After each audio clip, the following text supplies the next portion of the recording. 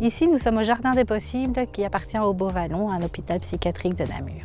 Au matin, on fait tout ce qui est désherbage, récolte, arrosage, plantation. On fait de l'autocueillette, des petits fruits. Nous mangeons directement sur place, donc voilà, satisfaction directement.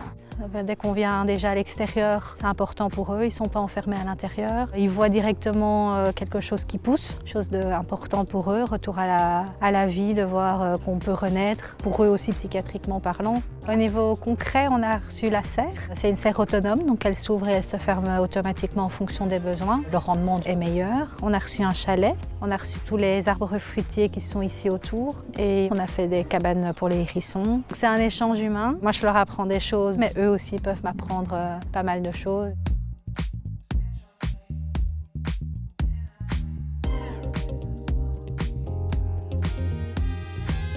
Carpe Diem, c'est un centre pour des adultes ayant un handicap mental. Grâce à l'acquisition des fonds, nous avons pu mettre en place le projet qui était la création de clôtures. Puis après, nous avons aussi créé un box avec une réserve pour l'accueil des chèvres. Nous avons aussi des igloos, c'est des poulaillers qui sont bien plus hygiéniques et faciles pour les bénéficiaires et donc ça augmente leur autonomie pour le nettoyage. Nous avons créé des parcelles facilement aménageables et nous avons aussi une nouvelle serre. On augmente la responsabilité et l'autonomie des bénéficiaires. Ils viennent ouvrir aux poules, ils viennent donner à manger aux poules, ils s'occupent des chèvres, ils ont été choisir les chèvres. Donc c'est bien plus valorisant pour eux de pouvoir s'occuper et d'avoir la responsabilité d'animaux. On est au début d'un commencement, donc on a semé la graine et là, petit à petit, le projet il prend forme.